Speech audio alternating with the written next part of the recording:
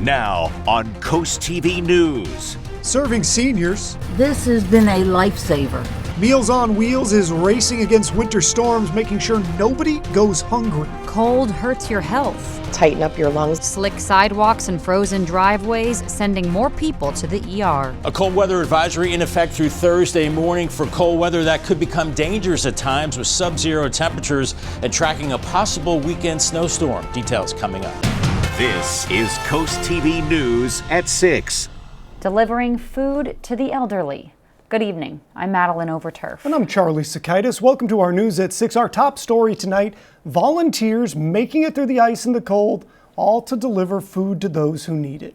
Let's take a look at some of the food being prepared for Meals on Wheels Lewes-Rehoboth. The nonprofit is powered by volunteers with the goal to get people their food no matter what the weather is outside. Coast TV News reporter Brandon Ferguson live in Lewis. Brandon, volunteers tell you food is only really half of the job. Maddie, I rode along with one volunteer this morning that had over 15 deliveries, some even in this neighborhood here in Lewis. And I learned it's more than just simply giving food to somebody. It's about the conversation and connection between the volunteer and the person they're giving food to. Delivering to those in need. This has been a lifesaver. We heard phrases like that repeated all day Wednesday. Gil Hofheimer has been volunteering for over 6 years. Hofheimer says volunteering is about more than just delivering food. It's about the human interaction. Good morning. Very nice folks. They're always looking for a little conversation, and we give it to them. Meals on Wheels deliver meals to over 260 people across Sussex County. With last week's winter storm and more snow expected this weekend, Meals on Wheels is adjusting their schedule. Deliver multiple meals so that nobody goes unfed during a bad storm. Mike Grillo has been volunteering for over 5 years. Grillo says the feeling he gets after a day of volunteering makes it all worth it. Most of these people are by themselves, really anxious to talk to somebody. To me, that's probably as important as the food. Neighbors across Sussex County were thankful for their food and a conversation. The Meals on Wheels Lewes-Rehoboth chapter tells me they expect to do the same thing they did last weekend before the winter storm, with more weather anticipated this weekend, by doubling up on Food Friday so everyone is fed over the weekend. Live in Lewis, Brandon Ferguson, Coast TV News. More than 180 volunteers work for Meals on Wheels Lewes-Rehoboth. The nonprofit says they are all vetted before driving, and they deliver over 20,000 meals per year. And let's take a live look now outside into Lewis. Our First Alert meteorologist Bob Trihey is looking at our forecast. Good evening, Maddie. We are looking at those bitterly cold temperatures continuing, and because of that, we have a cold weather advisory. This has been extended now until Thursday morning. Sussex County, also parts of the eastern shore of Maryland, back through Salisbury and points south. You can see that extends back through Cambridge, Salisbury, Snow Hill, and towards Ocean City for the following counties. And this goes until Thursday morning because we're looking at wind chill values in the teen single digits and maybe below zero at times. Actual temperatures now are bitter cold. We had temperatures today that were 20 degrees below average, just incredible. 23 in Millsboro, Lewis 24, Bethany Beach 24, and we have a breeze. It doesn't take much wind to knock those feels like temperatures down. It feels like 15 in Salisbury, 16 with the wind in Georgetown, 17 in Dagsboro. So really make sure you bundle up. We are seeing some cloud cover this evening, and it's possible we could ring out a flurry or two as we go through the evening hours. Otherwise, we're clearing behind this system, and you got it, more Arctic air is headed our way. Here's Futurecast this evening with a cloud cover. Once again, maybe a flurry or two. You can see that maybe around Del Mar at 10 o'clock, and then it starts to clear out, and we'll see those temperatures plunging into tomorrow morning, about 10 to 15 above. In fact, we're looking at feels like temperatures at least in the single digits above zero, maybe below zero as we go into tomorrow morning and beyond. More on the cold and the potential for a weekend storm. I have a yellow alert for the possibility of that. I'll have more on that coming up a little bit later on. You know, it's warm here in the studio, but that forecast giving me a chill. It brings us to our Coast TV poll. We want to know, how cold is too cold for you? Let's take a look at the updated results. A majority saying below 30, though below 10 is solid second place. Below 20 and never too cold, less of the votes there. We do have a comment from Dennis in Ocean View. I love this. He says, now. In all caps. Now is too cold. Now, I agree, Dennis. Now is too cold. And if you haven't voted yet, please do so. CoastTV.com will show you updates tonight at 11. Be sure to download the Coast TV app for your phone and tablet. In case you didn't know, you can also get it for your TV on devices like Roku, Fire TV, and Apple TV. There are plenty of frozen and slick surfaces still covering Delmarva, and doctors warn that icy conditions can quickly lead to serious injuries. Medical experts say breathing in cold air is particularly dangerous with people with existing lung conditions. I think the cold weather affects people who have lung disease. The cold will sometimes make you get a little wheezy, or if you have asthma, it'll tighten up your lungs a little bit. And that makes it harder for you to clear bacteria and mucus, which could make you more apt to getting a pneumonia. Not good news there. Doctors say don't go outside if you don't have to. If you do, wear layers, cover your skin, and check on your neighbors. In Maryland, the town of Berlin has $1.4 million now in federal money. It's for the town's community center on Flower Street.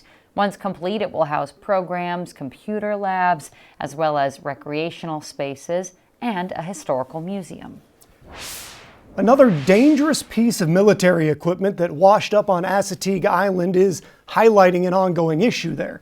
The Worcester County Fire Marshal's office says an unexploded military ordnance was discovered at the National Seashore on Thursday. The fire marshal says the frequency of those unexploded ordnances being found, it's placing a significant demand on local, state, and federal resources.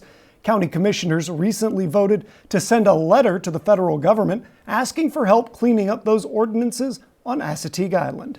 New proposed legislation aims to crack down on Marylanders crossing state lines to register their cars.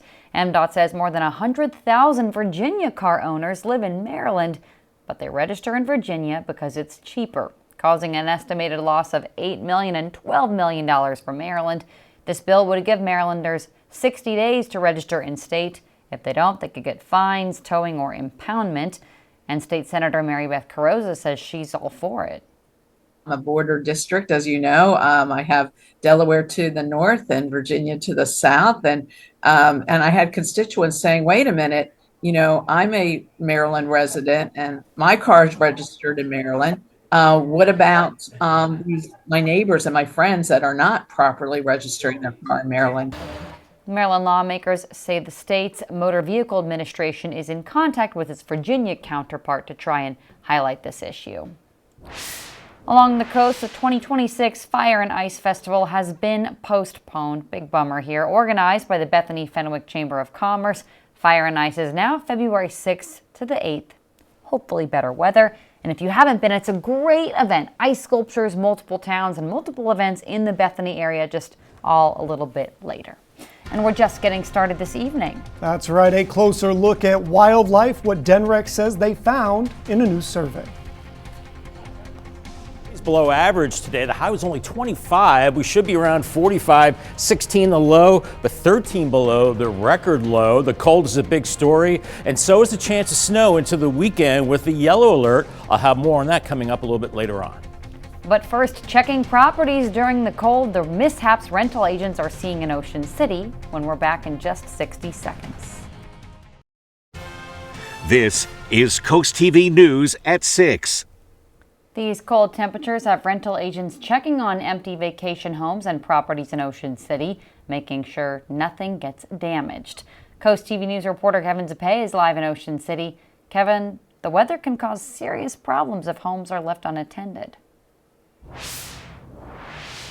Maddie, Charlie, we walked through a property today with a realtor who showed us firsthand some key areas to check on to make sure you don't have to pay for any costly weather damage.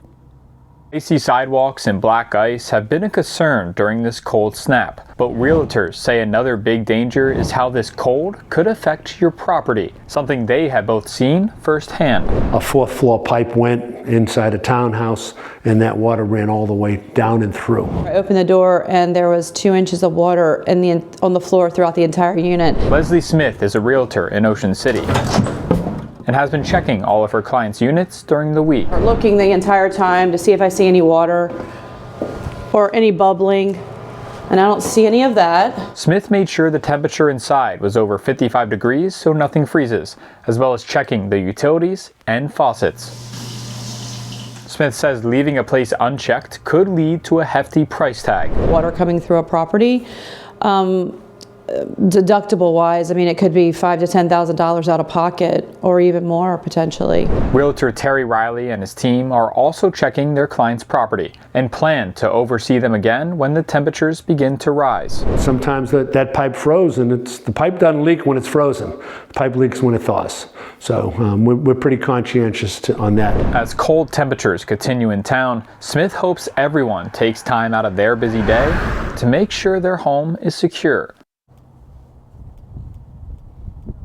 With another storm possibly coming this weekend, Smith and Riley both said they're going to check these properties again next week. I'm Kevin Zapay, live in Ocean City, Coast TV News. Coming up next, Bob Try. He's in our weather center with your full forecast after this.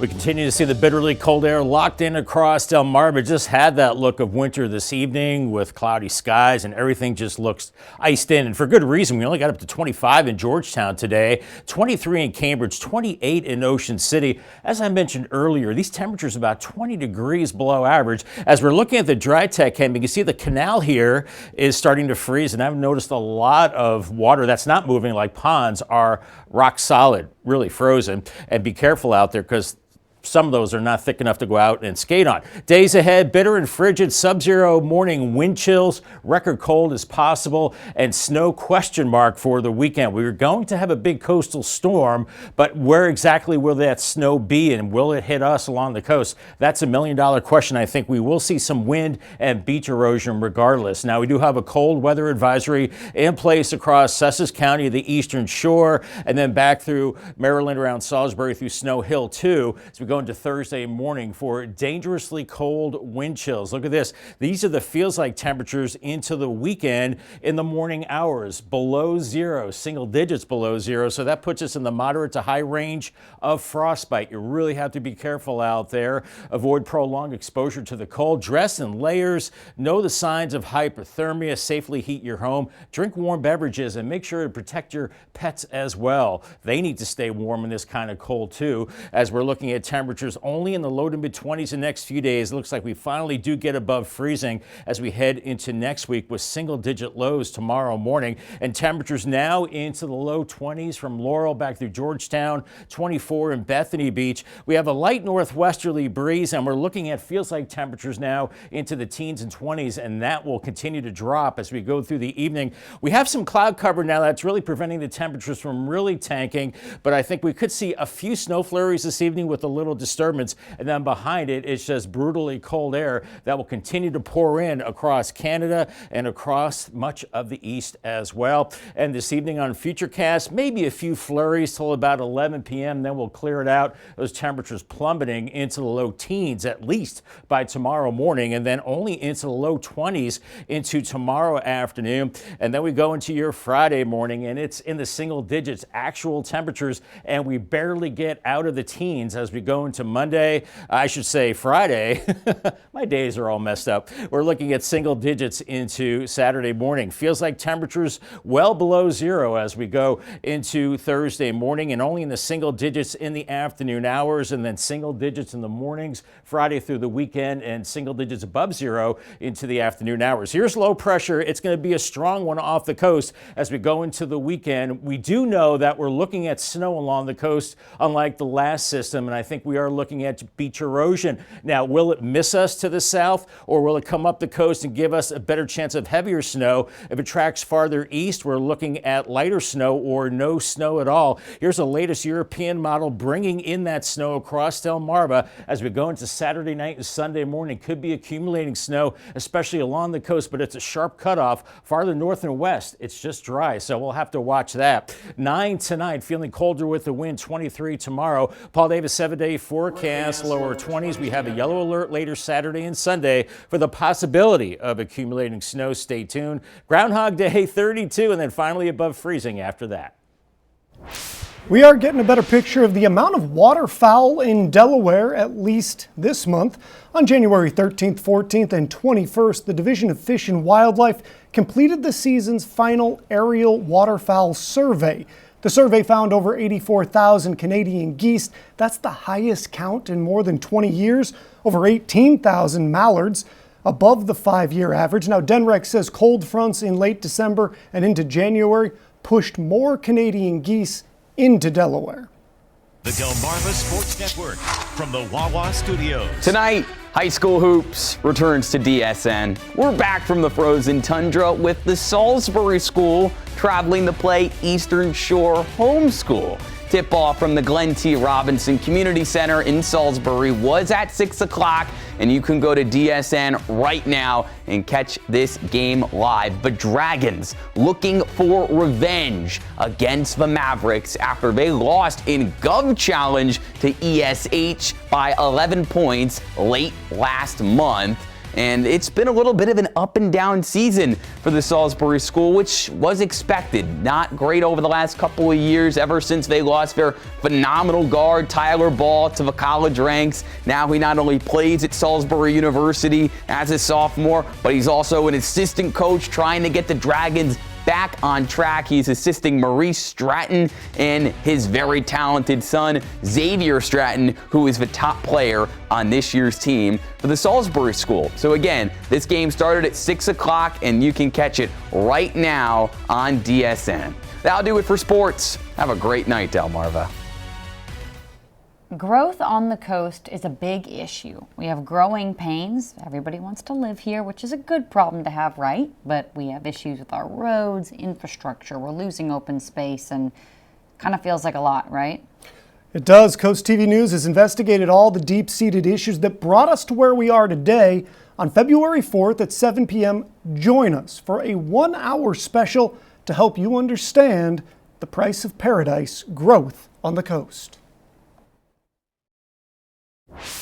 Okay, pretty cool footage to show you here from our coast copter. Just frozen ice in Ocean City. And believe it or not, there's actually even some boaters out there in those icy waterways. Kind of hard to believe, but yeah, those are huge sheets of ice that you can see all the way across the bay. Beautiful image there. I really can't even believe that that's actually in Ocean City, Bob. It almost looks like it's, you know, the Arctic. Alaska, maybe, the Aleutian Islands, you know, and salt water takes longer to freeze than fresh water, so that makes it even more impressive. Yeah, it is really cold. Temperatures falling into the teens, and feels like temperatures into the single digits, above zero tomorrow morning, maybe below zero as well. And congratulations to our umbrella winner. Drum roll, please. There it is, Dave Elwell from Laurel. Congratulations to him. From Paul Davis and Coast TV. And call our Coast TV First Alert weather phone, sponsored by Brockstead, Mandalis, Federico. Bitterly cold the next few days. Overnight lows single digits and teens, and then a yellow alert later Saturday into Sunday for accumulating snow. I think it's going to be a really close call, but if we get accumulating snow, it's at the coast. Groundhog, temperature 32 on Groundhog Day, and then above freezing after that. Maybe another chance of rain and snow on Thursday, but at least temperatures looking a lot better next week.